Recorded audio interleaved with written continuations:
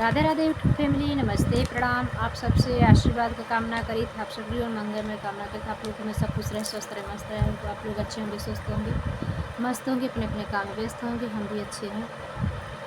और आप सबके बीच बहुत प्यारा भजन लेकर हैं। बहुत पुराना है ये, हमारी दादी अम्मा के मुँह से गाया हुआ है। और लास्ट वीडियो के लास्ट तक आप लोग ज़रूर बने रहिएगा। और कैसा लगा ये भजन, प्यारे प्यारे कमेंट में ज़रूर बताइएगा। आप लोग हमारा सपोर्ट कम न करिए। आप लोग ने हमारा वीडियो, हमारे चैनल बहुत गिरा जा रहा है। आप लोग बहुत हमें, हमारे चैनल प्यार दुलार दिया। आप लोग के प्यार दुलार से हम यहाँ तक पहुँचे हैं। आप लोग हमको निराश न करें और हमारे चैनल को प्यार दुलार देते रहिए। आप लोग कैसे लगा ये गीत फुलवाच के सुना जाए। हमारी वीडियो शायद कोई नहीं देखा था, हम खुदे देखा थे, व्यू नहीं आवत एकदम में से। और कैसा लगा प्यारे प्यारे कमेंट ज़रूर बता दें बहनी दीदी। और फुलवाच के सुना जाए, आप सबके अच्छा लगे, आप सब भी गावें। हर घर गाया जा रहा है, पारंपरिक गीत है। राधे राधे, जय श्री राम। भक्ति से मिले भगवान हो से बरी के घरवा। भक्ति में मिले भगवान हो से बरी के घरवा।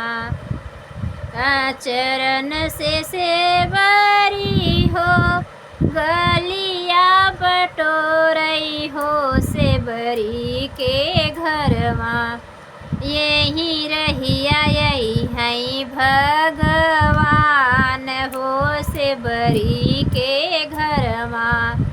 यही बटिया यही है भगवान हो से बरी के घरवा। भक्ति से मिले भगवान हो से बरी के घरवा। भक्ति में मिले भगवान हो से बरी के घरवा। फूलवा से बरी हो गलिया सजावई हो से बरी के घरवा। पौआ में काटा ना चुभी जाई हो से बरी के घरवा।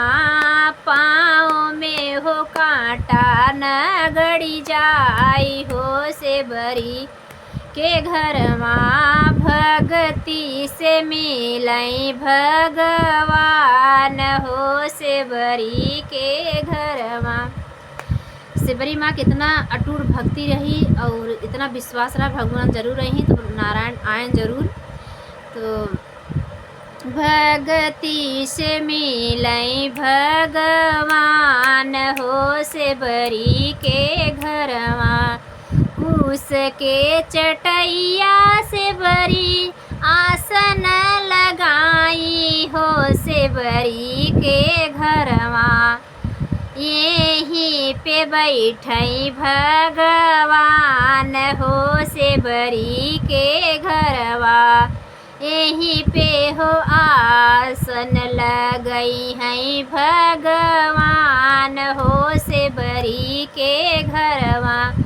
भक्ति में मिले भगवान हो से बरी के घरवा। जंगल से जाई से बरी मीठी बैर तोड़ी लामई हो से बरी के घरवा। प्रेमवा के भोगवा लगई है भगवान हो से बरी के घरवा। मीठी मीठी बैरिया से बरी दोनवा में रखली हो से बरी के घरवा। मीठी मीठी बैरिया से बरी दोनवा में धैली हो से बरी के घरवा। भौआ के भोगवा लगई है भगवान हो से बरी के घरवा। भोगवा लगई है भगवान हो से बरी के घरवा। भक्ति में मिले भगवान हो से बरी के घरवा। राधे राधे। ऐसे प्यारे प्यारे लेटेस्ट गीतों के साथ फिर मिलते हैं, तब तक के लिए जय श्री राम।